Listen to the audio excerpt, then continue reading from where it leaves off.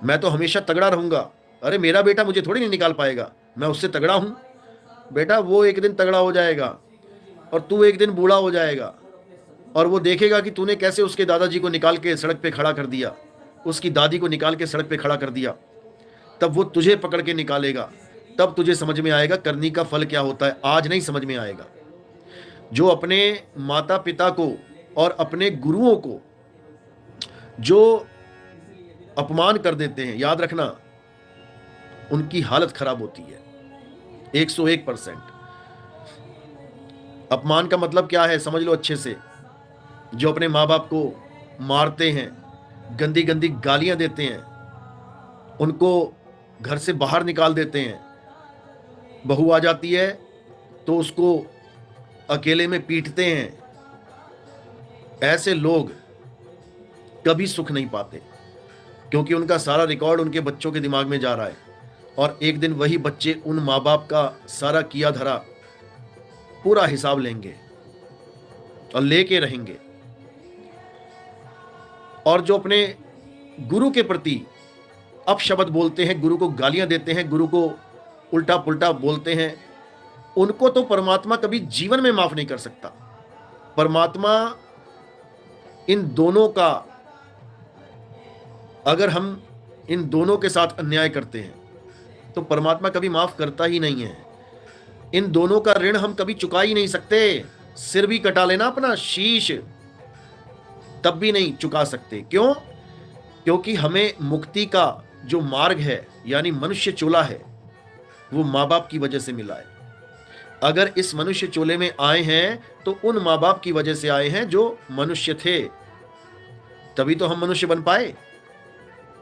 तो इस संसार में मनुष्य बन के आना, ये हमारे माँ बाप की वजह से हमें ये लाभ मिलता है। इसका हम कभी देना दे ही नहीं सकते। और इस मनुष्य चोले के द्वारा इस संसार से निकलना, ये बिना गुरु के संभव नहीं है। इसलिए हम गुरु का भी देना नहीं दे सकते, समझ लो।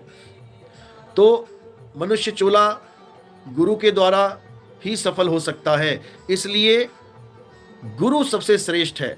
माँ बाप से भी ज्यादा श्रेष्ठ गुरु को बताया। माता पिता मिल जाएंगे 1,84 माही, गुरु भक्ति और भजन बंदगी फिर मिलेगी नहीं। यानी माता पिता का ऋण तो हम कभी नहीं दे सकते, लेकिन फिर भी माता पिता से भी श्रेष्ठ गुरु को बताया गया। यानी गुरु का ऋण तो हम कभी उतार ही नहीं सकते। शीश दिए जो गुरु मिले तो भी सस्ता जान। अब कौन देगा गुरु के नाम पे सिर? कौन कटवाए अपना सिर? सिर कटवाने में भी सस्ता है, लेकिन किसी की इतनी औकात नहीं कि अपना सिर कटवाए। तो जो अपना सिर भी ना कटवा पाए गुरु के लिए, समझ में आती है बात कि चलो सिर कटाना बहुत मुश्किल है। लेकिन अगर कोई गुरु के बारे में बहुत अपशब्द बोले, गलत बोले, तो उसका हिसाब तो भैया कानों को हाथ लगाए। हमने तो देख रखा है हिसाब क्या होता है।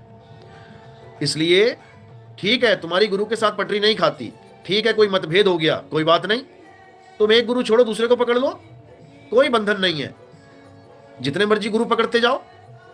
लेकिन अगर तुम गुरु के खिलाफ अपशब्द बोल रहे हो, तुम गालियां दे रहे हो, तो तुम महा महा महादोषी हो।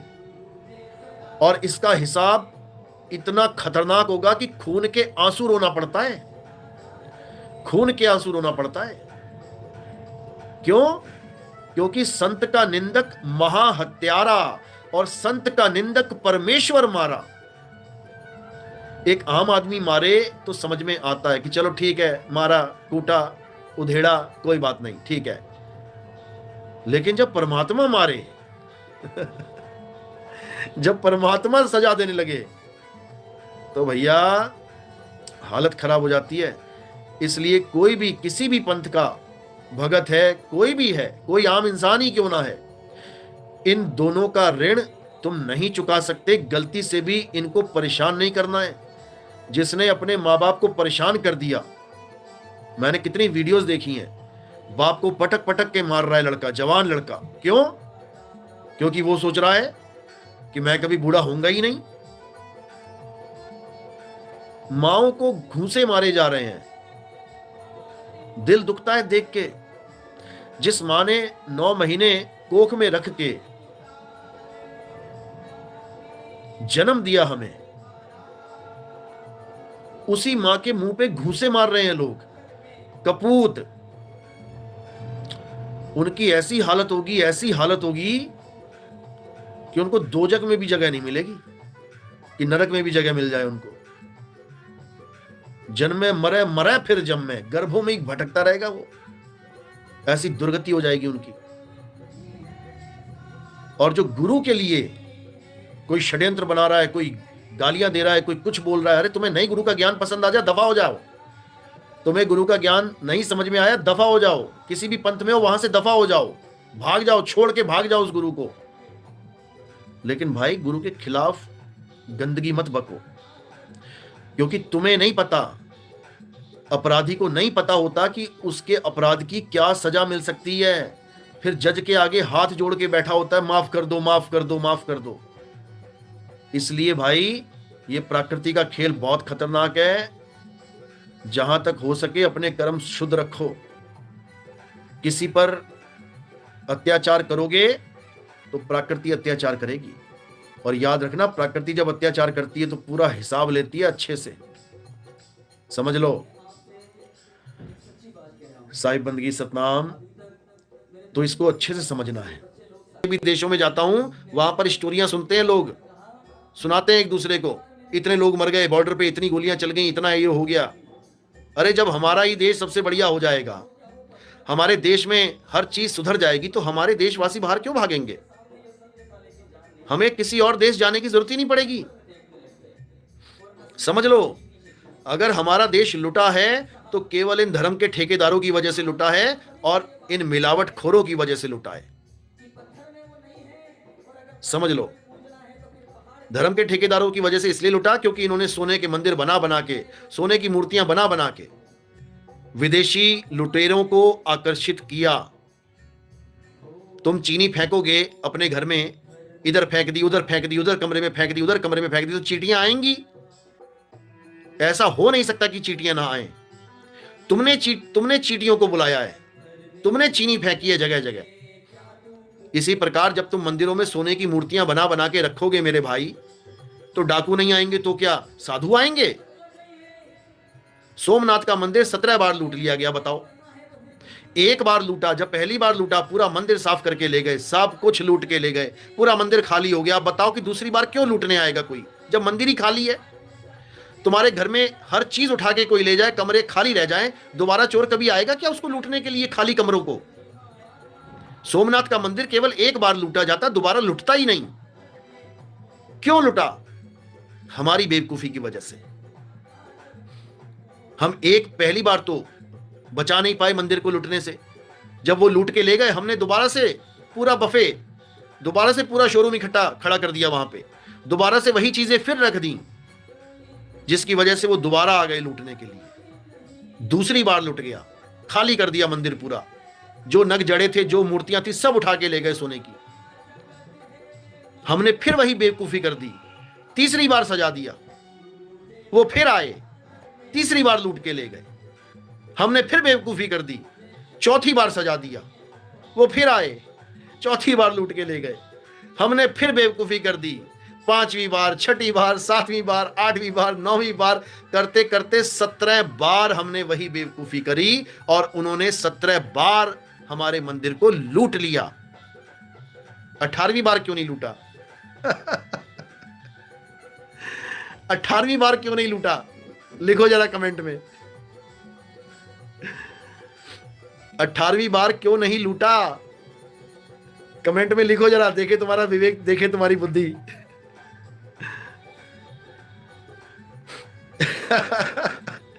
पप्पू कुमार लिख रहे हैं कि पास में धन ही नहीं बचा। सोने की मूर्ति नहीं बनी। मेरे भाई, 17 बार छोड़, अगर 1700 बार वही बेवकूफी करते रहते हम लोग, तो 1700 बार लुट जाता वो। सबसे अच्छा जवाब इन्होंने दिया है, सरोज चौपाल ने। क्या जवाब दिया कि गुरुजी फिर वहां सोने की नहीं, पत्थर की मूर्ति का निर्माण कर दिया होगा। जब वहां पत्थर की मूर्ति रख दी गई होगी, अब वो बेवकूफ थोड़ी नहीं है कि पत्थर को लूटने के लिए आएंगे। क्या बात है। लुटेरों को तुम्हारी मूर्तियों से, तुम्हारे भावों से कोई मतलब नहीं है कि तुम्हारे भाव किस देवता के प्रति क्या है। उनको तो सोना दिख रहा है, इतने क्विंटल की मूर्ति है, इतने किलो की मूर्ति है, समझ लो। और वही मूर्खता हम सदियों से करते आए हैं। हमारे देश को सोने की चिड़िया इसीलिए कहा जाता था क्योंकि हमारे हर मंदिर में मेरे गुरु ने पकड़ लिया करते आए हैं। हमारे देश को सोने की चिड़िया इसीलिए कहा जाता था क्योंकि हमारे हर मंदिर में सोने के भंडार थे। ऐसी ऐसी मूर्तियां थी, तुम उठा नहीं सकते सोने की मूर्तियां, इतनी बड़ी बड़ी मूर्तियां। हमारा सारा देश इस अंधविश्वास के चक्कर में लुट गया कि भगवान को सोने की मूर्तियों में बनाना चाहिए। बताओ, अरे पत्थर की मूर्तियां बनाई होती, एक भी चींटी नहीं आती। एक भी चींटी नहीं आती। अगर प्लास्टिक की चीनी बनाई जाए, अगर चीनी प्लास्टिक की बनाई जाए, तुम प्लास्टिक वाली चीनी जहां मर्जी फेंकते रहो, एक भी चींटी नहीं आएगी। यही हमारी मूर्खता है कि हम भगवान को सोने की मूर्ति ही बना रहे हैं। बताओ, अरे देश की अर्थव्यवस्था है सोना। सोना हमारे देश की अर्थव्यवस्था है। हम अपनी अर्थव्यवस्था को लुटेरों को लुटवा रहे हैं मूर्तियां बना बना के। समझ लो, अब ये खत्म कर देना है। अब भगवान को पत्थर का ही रखो भाई। अज्ञानियों के लिए, ज्ञानियों के लिए ना वो पत्थर का है ना वो सोने का है। समझ लो। तो अब हमारी एक ऐसी फौज तैयार होगी जो लोगों में जागृति लाएगी, जो विवेकियों को इकट्ठा करेगी, और इतना बड़ा मुहिम चलेगा भारत देश में कि गांव गांव जागेगा। और उसके बाद पूरा विश्व इस सत्य ज्ञान के डंके के आगे नतमस्तक हो जाएगा। और ये होके रहेगा क्योंकि ये पहले से लिखा हुआ है। ये पहले से लिखा जा चुका है। ये कोई नितिन दास ने नहीं लिखा, ये संतों ने पहले से ही लिख रखा है। और ये तुम्हारे लिए लिखा गया है कि तुम सब एक हो जाओ। अब नहीं पता कि कब किसकी टाइम टाइम फिस हो जाए। कब किसकी मौत कब आ जाए। अब समाज के लिए जी के देखो, अपने लिए बहुत जी लिए, अब देश के लिए जी के देखो, अब लोगों की भलाई के लिए जी के देखो। फिर समझ में आएगा कि आखिर ये इंसान चूल्हा कितना प्यारा है, कितना इंपॉर्टेंट है, कितना जरूरी है लोगों की भलाई के लिए। और किसी चोले में भलाई नहीं कर पाओगे। समझ लो।